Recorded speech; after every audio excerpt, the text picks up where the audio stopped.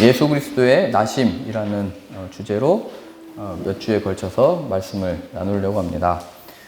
예수 그리스도의 오심은 하나님의 약속과 그의 뜻의 실현이죠. 하나님의 약속의 성취. 그래서 우리의 찬양의 내용과 우리의 감사의 이유, 예배의 내용이 하나님이 우리에게 아들을 보내셨다, 구원자를 보내셨다이죠. 그래서 우리의 기쁨과 감사와 찬양의 내용이 예수 그리스도, 또 예수님을 보내신 하나님이 우리의 예배에 또 삶의 구체적인 간증의 내용입니다.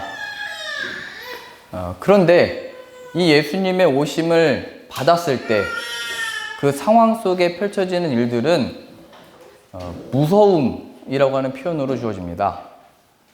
예수님이 오시고 기대하고 고대했는데 막상 예수님이 이 땅에 이렇게 오실 때 그 예수님을 받았던 사람들에게는 그것이 당황스러움이었죠.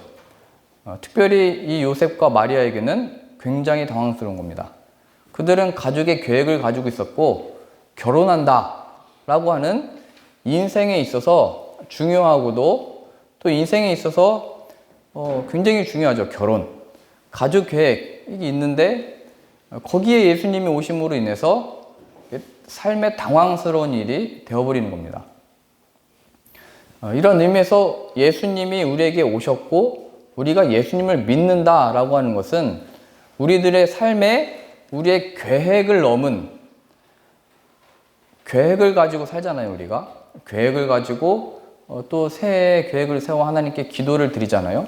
우리의 사업과 우리의 일들과 우리 가족이 앞으로 행할 어떤 일들에 대하여 하나님께 기도를 드리는데, 근데 이 마리아와 요셉에게는 그 계획이 무너지는 것 같은, 그 계획을 이룰 수 없을 것 같은 상황으로 예수님이 등장을 하고 계시죠. 왜냐면 결혼을 해야 되는데 이 여자가 임신을 했다고 하니까 어떻게 결혼하겠어요? 민혁이가 장가 갈 때가 돼서 약혼녀가 있는데 갑자기 임신을 했대요. 이건 말이 안 되는 겁니다. 근데 천사가 얘기하는 거예요. 무서워하지 말고 마리아를 데려와라. 무서워하지 말고. 마치 이 말은 요셉과 마리아의 그 계획을 깨트리는 것과 같고 결혼으로 하나됨을 깨트리는 것 같은 상황으로 들어가게 됩니다. 그래서 예수님을 믿는다, 예수님이 우리에게 오셨다라는 것은 그것이 우리의 계획보다 더 크고 넓고 깊다는 걸 아셔야 됩니다. 내가 예수님을 믿고 따르고 열심히 하는데 나의 계획을 가지고 예수님의 이름으로 기도한다 라고 했을 때 그것은 내 뜻과 계획보다 더 큰 뜻이 나에게 오셨다는 것을 기억하셔야 됩니다. 언제요?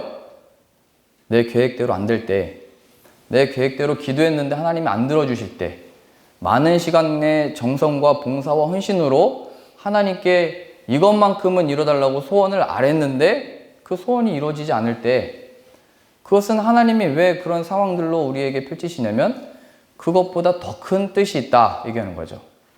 그 하나님의 뜻은 명백한 겁니다. 아들을 보내셨다, 그거죠. 우리의 지금 상황은 이게 기도 제목이고 이 일은 이렇게 되어야 되고 저 일은 이렇게 돼야 되는데 그 가운데 우리가 기도하잖아요. 하나님의 뜻은 무엇입니까? 하나님의 뜻을 모르는 것처럼 기도를 하지만 성경에 나오는 하나님의 뜻은 분명합니다. 우리 각자와 우리 가족과 우리의 미래에 대한 하나님의 뜻과 계획은 명확하다는 거죠. 그거는 아들을 너에게 보내셨어 입니다. 요셉으로 보자면 아니 이게 어떻게 약혼녀가 임신을 하게 됩니까? 그와 나는 같이 이렇게 동침한 적이 없는데, 같이 지낸 일이 없는데 어떻게 임신을 합니까? 따지거나 묻거나 어떤 일을 행한 것이 아니고 하나님의 뜻이 무엇입니까를 물어본 게 아니고 하나님의 뜻은 그냥 내려와 버린 겁니다. 우리의 삶의 구체적인 삶에서 이제 우리 가족이 어떻게 됩니까? 우리 가족에게 왜 이런 일이 펼쳐집니까? 내 개인의 중요한 이 시점에 왜 이런 일이 펼쳐집니까? 하나님의 뜻은 무엇입니까?로 간 게 아니고 하나님의 뜻은 나타났죠. 아들이 오셨어요. 그래서 하나님의 뜻은 무엇이었냐면 그 오신 아들을 받아들이고 믿는 겁니다. 요셉과 마리아로 보자면 이 상황을 받는 거죠. 이 상황, 내가 이 기도를 통해서 변화되기를 원했던 이 상황을 받는 것입니다. 내 계획대로 안 됐던 이 상황을 받는 것입니다. 어떻게 해요? 그 속에 아들을 보내셨다는 것으로 인하여 하나님이 선지자들을 통하여 이스라엘 백성들에게 나타냈던 예언과 이 선지자들의 어떤 그 말씀과 또 이 설교들은 비밀스럽게 전해진 적이 없어요. 감춰져 있지 않다고요. 하나님의 뜻이 무엇입니까? 그게 아니고 명확했죠. 하나님의 뜻은. 내 뜻과 내 계획이 있다. 그 내 뜻의 성취가 아들을 보낸 것이다. 그 아들을 믿어라로 등장하는 겁니다. 어떤 상황에서요? 나의 계획이 무산될 때, 나의 상황이 내 뜻대로 안 될 때, 이렇게 되는 겁니까? 저렇게 되는 겁니까? 하나님의 뜻이 무엇입니까? 라고 하는 그 기도 속에 하나님은 응답하신 거예요. 아들을 거기에 보냈다. 너의 마음의 염려가 무엇이냐? 거기서 평안을 주는 내 아들을 보냈다. 빛으로 오신 예수로 되어 있죠. 너의 어둠의 근원이 뭐냐? 그 상황이냐? 아니다. 빛으로 오신 내 아들. 이 예수가 없기 때문이다. 아들을 보내시는 겁니다. 그래서 우리의 삶에 펼쳐지는 모든 구체적인 삶들은 기도로 이겨낸다. 신앙으로 이겨낸다. 그걸 극복한다 보다 그 상황에 아들을 보내셔서 이루어진 일이라는 것을 기억하셔야 됩니다. 그래서 결국 마리아와 요셉은 오늘 본문에도 무서워하지 말아라 표현되어 있듯이 그건 두렵고 당황스럽고 무서운 일이지만 그걸 받게 됩니다. 그래서 우리들의 주어진 그 삶을 받되 그냥 받고 끝나는 게 아니고 아들을 그러면 이 상황에 보내셨다는 것이 무엇인지를 아셔야 됩니다. 그것은 이 가족 계획보다 크고 더 나아가서 이스라엘의 민족의 소원이 있었죠. 하나님의 백성이라고 하는 그 이스라엘에게 소원이 뭐였냐면 로마가 이 이스라엘을 정복하고 세금을 다 가져가니까 하나님의 그 메시아가 올 때 우리가 진정한 해방과 자유를 얻고 다윗 시대 때처럼 힘있고 능력있고 강한 나라가 세워지는 게 민족의 소원이었죠. 근데 그 민족의 소원과 예수님이 오셔서 행하신 일에 대한 기대는 달랐죠. 이 사람들은 이스라엘은 해방, 능력, 힘, 독립을 원했지만 예수 그리스도께서 우리에게 행하신 일은 죄에서 우리를 구원해 주셨죠. 그래서 우리가 가진 소원보다 더 큰 게 있다는 것을 또 우리의 평생의 어떤 소원, 안 이루어졌을 때 우리의 소원을 하나님께 아뢰서 기도 제목이 이루어지지 않을 때마다 하나님의 우리를 향하신 응답은 분명하게 아들을 보내셨고 아들을 믿게 하셔서 구원을 이루시는 것이 우리 각자와 가족과 우리의 삶의 구체적인 하나님의 뜻이고 하나님의 마음이라는 것을 아셔야 됩니다. 우리가 기도해서 하나님의 뜻을 바꾸고 변화시키고 감동시키셔서 내가 원하는 것을 받는 게 신앙이 아니고 하나님의 뜻과 약속은 이미 아담과 하와 때부터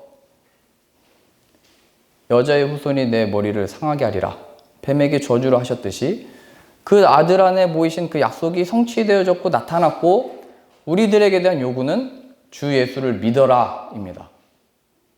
어떤 상황에서요? 민족의 소원이 이거다 라고 얘기할 때, 우리의 원함과 소원이 이거다 얘기할 때, 우리의 계획은 이거다 라고 말할 때 그것보다 더 크고 놀랍고 신비하고 그런 상황에 있는 우리들을 향한 하나님의 계획과 뜻은 아들을 보냈다 이겁니다. 우리 누가복음 2장 말씀 가보실까요?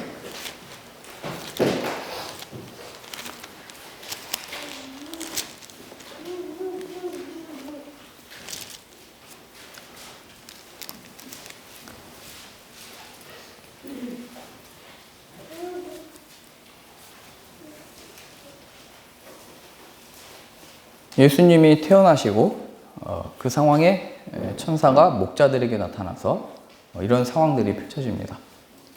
누가복음 2장 8절이요. 그 지역에 목자들이 밤에 밖에서 자기 양떼를 지키더니 주의 사자가 곁에 서고 주의 영광이 그들을 두루 비추매 크게 무서워하는지라. 상황이 같죠. 요셉이 무서워했듯이 마리아가 당황했듯이 이 사람들도 주의 사자 앞에 무서워했죠. 천사가 이르되 무서워하지 말라. 보라 내가 온 백성에게 미칠 큰 기쁨의 좋은 소식을 너에게 전하노라. 오늘 다윗의 동네에 너희를 위하여 구주가 나셨으니 곧 그리스도 주시니라. 너희가 가서 강보에 쌓여 구유에 뉘어있는 아기를 보리니 이것이 너에게 표적이니라 하더니 호련히 수많은 천군이 그 천사들과 함께 하나님을 찬송하여 이르되 지극히 높은 곳에서는 하나님께 영광이요 땅에서는 하나님이 기뻐하신 사람들 중에 평화로다 하니라. 천사들이 떠나 하늘로 올라가니 목자가 서로 말하되 이제 베들레헴으로 가서 주께서 우리에게 알리신 바 이 이루어진 일을 보자 하고 빨리 가서 마리아와 요셉과 구유에 누인 아기를 찾아서 보고 천사가 자기들에게 이 아기에 대하여 말한 것을 전하니 천사가 와서 지극히 높은 곳에는 하나님께 영광이고 땅에서는 하나님이 기뻐하시는 사람들 중에 평화로다 라고 이렇게 말한 거죠. 전한 것이죠. 18절이요. 듣는 자가 다 목자들이 그들에게 말한 것을 놀랍게 여기되 마리아는 그 모든 말을 마음에 새기어 생각하니라. 20절이요. 목자들은 자기들에게 이르던 바와 같이 듣고 본 그 모든 것으로 인하여 하나님께 영광을 돌리고 찬송하며 돌아가니라. 이스라엘이 기다렸던 그리고 하나님 우리에게 보내는 그 그리스도 메시아에 대한 그 기대는 힘을 가지고 능력을 가지고 왕으로서 등장하는 것이죠. 그런데 지금 이 목자들에게 나타나서 그 구세주가 나셨다. 그 표적은 구유에 누워있다. 이게 표적이 된 겁니다. 이스라엘의 바램은 그들의 기대는 멋지게 등장하는 거죠. 멋지게. 이거 어떻게 멋지게 등장해야 되죠? 영화를 보시면 안 나오다가 주인공이 나중에 빛이 앞에서 떠올라서 등만 보이는데도 아 저거 누구다 이 느낌 있잖아요. 후광이 비치면서 이렇게 등장을 해야 되는데 그 메시아된 표적은 구유에 뉘어 있다.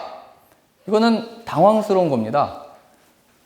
우리의 영광과 승리와 이 독립, 이 왕이 오셨는데 그들의 바람을 다 깨버리는 거죠. 구유에 누워있다.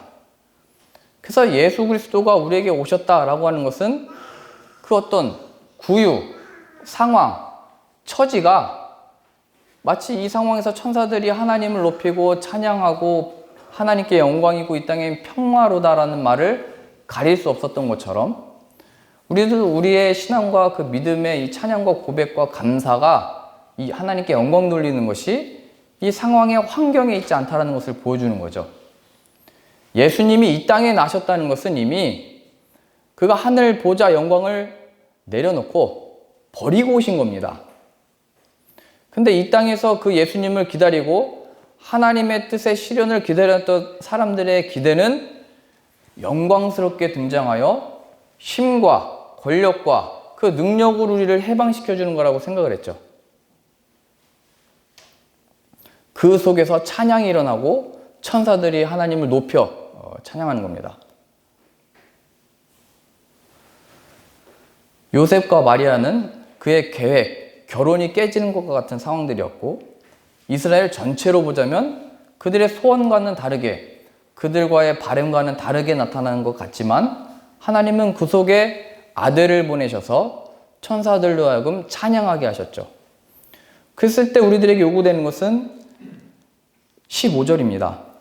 천사들이 떠나 하늘로 올라가니 목자가 서로 말하되 이제 베들레헴으로 가서 주께서 우리에게 알리신 바 이 이루어진 일을 보자 하고 무엇을 표적으로요? 구유에 나신 것. 16절이요. 빨리 가서 마리아와 요셉과 구유에 누인 아기를 찾아서. 빨리 갔다라는 표현이 있죠. 그걸 찾으러 갔다. 천사들이 알려준 것을 받아들인 겁니다. 무엇을요? 우리의 바램을 깨고 구유에 누워있는 아기를 찾으러 간 거죠. 빨리 가서. 우리들에게 요구되는 것은 하나님의 뜻이 무엇입니까? 하나님의 뜻이 나타날 때까지 기다리겠습니다. 이런 측면이 아니고 하나님이 이 일에 대한 하나님의 계획과 내 삶의 하나님의 뜻을 보이실 때까지 제가 그냥 기도하겠습니다. 이렇게 하나님의 뜻이 감춰져 있는 게 아니고 그건 나타났고 선포되어졌죠. 아들을 보냈고 그가 너희를 구원할 구원자이다. 빨리 달려간다는 그 말씀을 따라 그 말씀을 순종하여 예수 그리스도를 믿는 겁니다. 그 상황에서. 내 바람대로 안 되는 이 삶에서. 하나님의 요구는, 하나님의 원함과 그 마음은 우리의 구원입니다. 이 세상에서의 독립, 번영, 번창, 쉼, 능력, 영향력 있는 자가 되어 하나님을 전하는 자로 서기 전에 그걸로 일하시는 게 아니고 하나님의 뜻하시는 대로 받아들이고 믿는 것. 마리아와 요셉이 당황스러운 그들의 계획을 깨는 것 같은 이 상황, 율법이라고 하는 법을 깨는 것과 같은 상황, 이해가 되지 않는 이 상황을 받아들이듯이 내 이 상황의 해결이 뭘 예수님을 뭘 믿어? 이게 무슨 내 상황의 해결이야? 로 못 받아들이는 것 같은 우리 상황들에 대하여 하나님의 유일한 뜻과 계획과 요구는 아들을 보내셨고 그 아들을 믿어라 이겁니다. 이스라엘의 요구가 메시아를 기다리고 찾았죠. 근데 성경이 증언하는 거예요. 너희는 그 진리와 자유와 평강과 구원을 얻기 위하여 산을 넘을 필요 없고 바다를 건널 필요가 없다. 왔다 이겁니다. 우리에게. 그 아들의 오심으로 인하여 빨리 달려가는 거예요. 그 말씀을 받고. 예수 그리스도를 보내셔서 우리를 그 죄에서 지옥 길을 가고 멸망의 길을 가는 우리들을 위하여 아들을 보내셨다는 것을 받아들이는 거예요. 마음을 열고 믿는 거예요. 그게 하나님의 요구인 겁니다. 그게 안 되면 멸망이고 심판인 거죠. 우리는 이 상황이 우리들에 대한 어떤 위협이요, 이 상황이 우리들에 대한 고난이고, 이 상황들이 우리를 향한 시험인 것 같지만 사실은 마귀가 우리들에게 펼치는 것은 이 예수 그리스도를 가려버리는 겁니다. 예수 그리스도를 기억하지 못하게 하고 이 상황에 대하여 그냥 예수의 이름은 부르고 예수님의 이름으로는 기도하지만 그 상황에 벗어나지 못하는 걸로 만드는 거죠. 내가 집중하고 있는 이 일, 지금 나라에 일어나고 있는 그 이슈에 대해서 우리는 거기에 빠져들고 빠져나오지를 못하죠. 늘 1순위가 그 이슈가 어떻게 됐냐 이거죠. 마귀는 늘 우리의 세상이 잘된 일이든지 그게 어려운 일이든지 상관없이 예수 그리스도의 이름을 가려버리는 게 마귀의 목적이에요. 예수님이 부활하시고 마귀가 했던 일이 뭐예요? 돈을 주고 그 경비병들에게 입을 막았잖아요. 야, 이 예수가 없어졌다는 것을 말하지 말아라. 그가 부활한 것, 예수 그리스도에게 나타난 그 일을 우리의 삶에서 가려버리는 것. 그게 마귀의 일인 겁니다.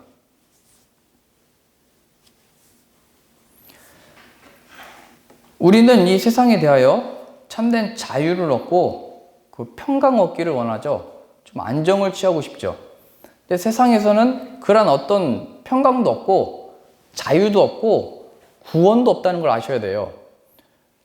이것은 믿음 없는 사람들도 알잖아요. 내가 어렸을 때 그렇게 갖고 싶었고 사고 싶었고 그거 금방 그냥 잊혀지잖아요. 우리 아이들도 장난감 사달라고 하면 좀 가져놀고 그냥 던져버려요. 어디에 들어갔는지도 모르죠. 뭐 결혼하면서도 알잖아요. 내가 가장 원했던 사람이고 함께하면 행복할 줄 알았던 사람인데 같이 살아보니까 아니다라는 것을 살면서 배우죠. 내 행복과 원함과 선택이 가장 좋은 것이라고 생각을 했는데 그대로 행해보니까 거기에 진정한 자유가 없다는 것을 알게 됐죠. 아, 남편 됐고 자녀라도 낳아서 행복하게 살자. 자녀에게 기대를 가졌는데 그 자녀들도 실망감을 안겨주죠. 실망감이 아니더라도 거기에 매이게 되죠. 그래서 항상 어른분들이 얘기했는데, 야, 그래도 뱃속에 있을 때가 가장 좋은 때다. 여기 태어나면 또, 야, 그냥 누워있을 때가 편할 때다. 이렇게 얘기를 하죠. 점점 크면 클수록 눈을 뗄 수가 없고, 이 자녀가 자라기까지 어떻게 할 수가 없죠. 아, 그러면 이제 자녀 대학만 보내면 난 이제 자유다. 그때는 내가 하고 싶은 대로 한다. 그랬더니 이 자녀를 어떻게 눈 뗄 수가 없는 거예요. 김치 해다 줘야 되고. 끝이 없죠. 요즘에 나오는 용어가 황혼 육아 이거 있잖아요. 시집장가 다 갔는데 거기 가가지고 또. 그래서 외국 사람하고 결혼한 분들은 그 외국 사람들을 볼 때 당신 어머니는 왜 여기 와서 자꾸 일을 하냐고, 왜 우리 집에 와서 왜 자꾸 먹는 걸 만들어주고 왜 한국은 이러냐고 이렇게 얘기를 하더라고요. 그러니까 자신의 그 관심과 사실은 그렇게 살아왔고 어떻게 해야 되는지를 모르니까요. 그냥 인생과 삶의 그냥 이유가 남편이든지 가족이든지 그게 자신의 삶의 어떤 의미를 찾는 거죠. 그게 마귀가 하는 일인 거예요. 예수 그리스도를 가려버리고 우리에게 하나님이 무슨 계획을 가지고 계신지를 모르고 그냥 자신에게 가치와 의미를 가지고 살은 거예요. 내가 여기 있는 동안 이 일을 했으니까 의미가 있었지. 아무 의미가 없는 거예요, 그거는. 내가 폴란드 있는 동안 이만큼을 모았으니까 의미 있다. 가치 없는 겁니다. 하나님의 뜻은 여기에서 열심히 한 거에 있지 않고 아들을 보내셨다는 것을 배우는 거죠. 그 아들을 통해서 그 안에 복을 주셨고 기쁨을 그 안에 담겨주셨는데 그것을 내가 생각하게 됐고 이 세상이 전부가 아니고 하나님이 우리에게 주시는 평강과 참 은혜와 찬양의 내용이 이 눈에 보이는 것과 나의 이 열심에 있지 아니하고 하나님의 뜻의 실현, 하나님의 요구인 그 아들을 믿는 것에 있다는 것을 여기서 알아야 되는 겁니다. 하나님의 유일한 요구라고요. 마지막 심판의 날에 청문회 보셨잖아요. 그 앞에 나가서 질문하면 답변해야 되잖아요. 그때는 불의 심판이라고 했죠. 불이 임해서 우리의 의와 공의와 행실들 다 불살라 버린대요. 그리고 뭐만 남는 거예요? 뭐를 확인하기 위해서요? 우리의 공적을 다 불살라 버린대요. 예수 그리스도의 이름이 우리에게 있는지 없는지, 우리의 먹고 마시는 일이 예수 그리스도 안에 행한 일인지, 형제를 사랑하고 용납하고 구제하고 선교한 일이 우리의 우리됨, 어떤 의미 찾기, 보람이었는지 아니면 주 예수 그리스도의 그 몸된 교회로서 행한 일인지, 예수 그리스도가 우리 안에 있는지 없는지를 불의 심판으로 확인하겠대요. 지금은 누가 보기에 또 우리가 신앙의 확인으로서 저렇게 됐대, 또 저렇게 섬기더래, 이렇게 하나님께 헌신 봉사하더래, 이렇게 선교하더래가 우리의 의미와 어떤 칭찬과 가치의 확인이 될 수 있을지는 모르겠지만 하나님의 마지막 심판의 날에는 그게 견디지를 못한대요. 하나님의 요구는 그런 모든 것에 있지 아니하고 하나님의 뜻을 받는 거래요. 감춰져 있지 않고 비밀스럽게 어디에 숨겨져 있는 하나님의 뜻이 아니고 예수 그리스도의 나심, 그 아들을 믿어라. 이게 유일한 하나님의 요구입니다. 우리는 무엇으로 인하여 또 우리의 삶의 어떤 미래, 앞날에 대하여 무엇이 관심이고 무엇이 우리로 하여금 발걸음을 떼게 하고 무엇이 우리로 하여금 기쁘게 하고 무엇이 우리로 하여금 슬프게 합니까? 성경 말씀에 옷만 찢지 말고, 이게 뭐냐면 이스라엘이 회개한다면서 옷을 찢은 거거든요. 하나님 앞에 우리가 이 잘못을 했다. 그랬는데 선지자들은 야, 옷 한 벌밖에 없는데 옷은 왜 찢냐? 그거 하지 말고 마음을 찢어라 이겁니다. 그 마음을 찢는 게 뭐예요? 옷을 찢었다는 것은 하나님 앞에 이렇게 하지 못했습니다. 이게 옷을 찢는 거거든요. 근데 마음을 찢으라는 것은 하나님의 말씀을 받아라 이겁니다. 예수 그리스도 안에 세움받지 않는 너의 상태를 회개하라 얘기하는 거예요. 하나님 이렇게 해주시면 제가 하나님께 이렇게 영광 돌리겠습니다. 마음 찢어야 되는 거예요. 하나님은 뭐가 부족한 분이 아니시고 하나님은 무엇인가를 받아서 영광 받으시는 분이 아니래요.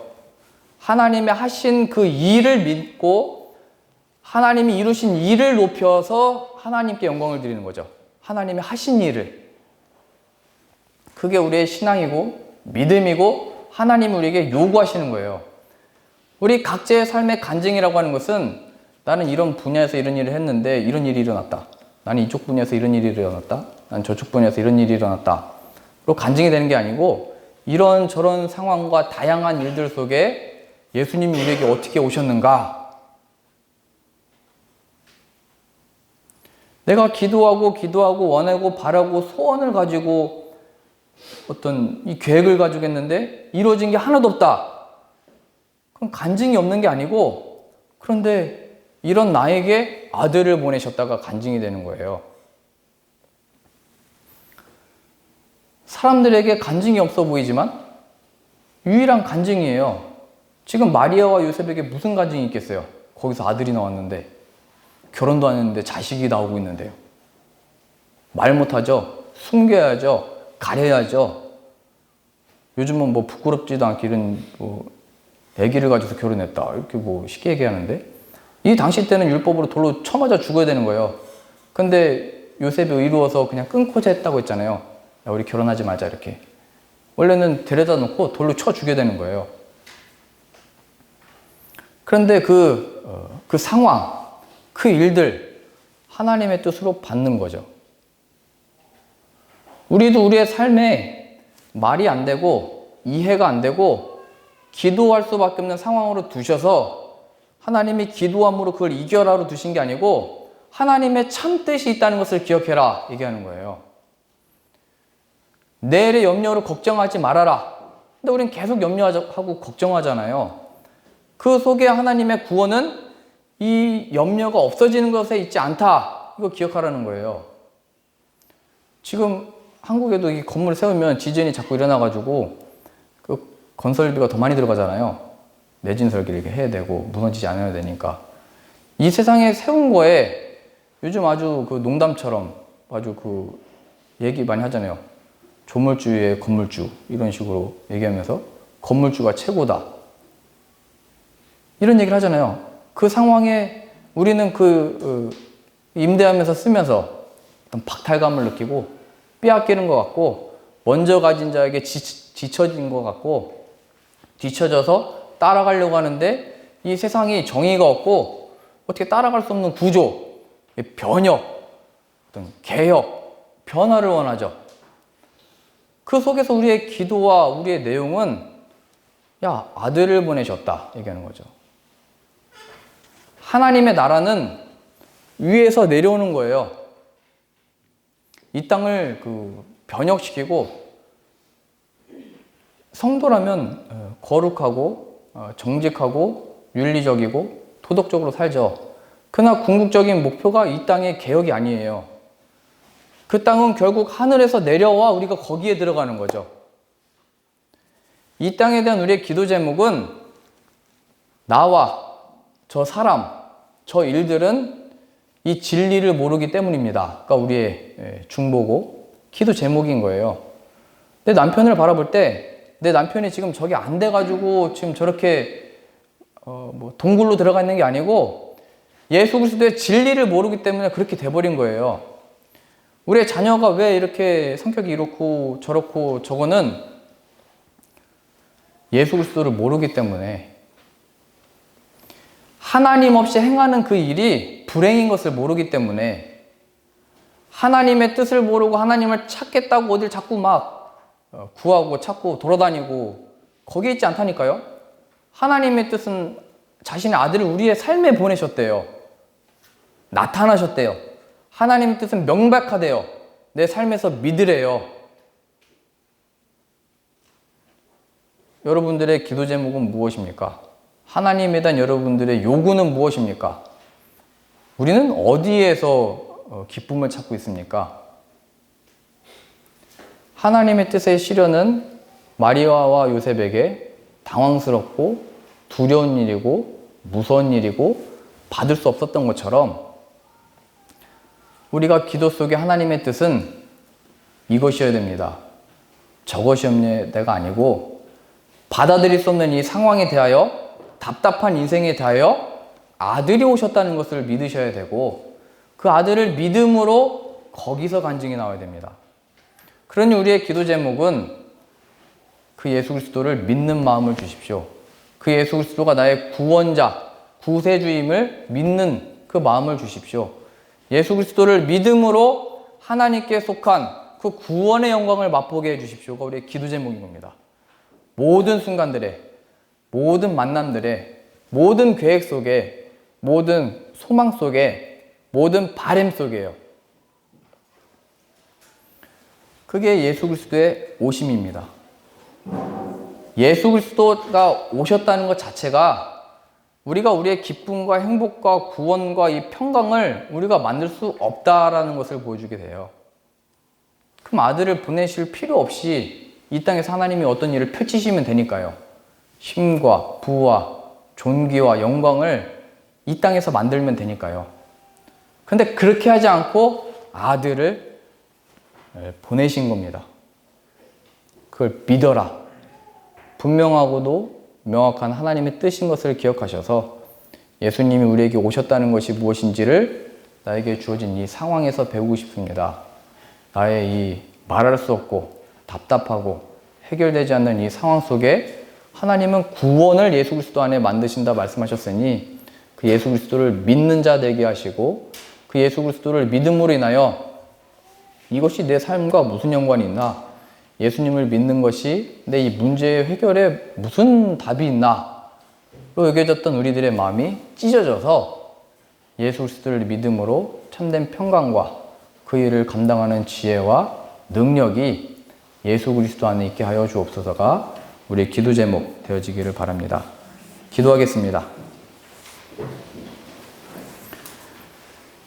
하나님, 하나님의 뜻이 이미 약속되어졌고 성취되어졌고 이루어졌으니 우리가 우리의 삶에 대하여 좌로나 우로나 치우치지 말고 우리에게 보내신 하나님의 뜻과 약속이신 예수 그리스도를 굳건히 붙드는 자 되게 하여 주옵소서.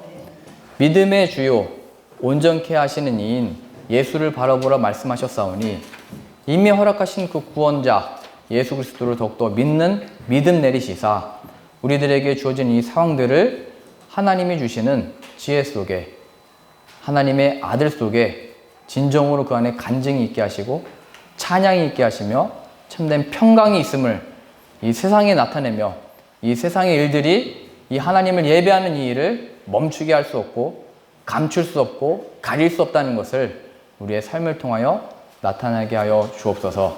주님의 이름만을 찬양합니다. 하나님의 아들 예수 그리스도를 우리에게 보내주시니 감사합니다. 예수님의 이름으로 기도합니다. 아멘.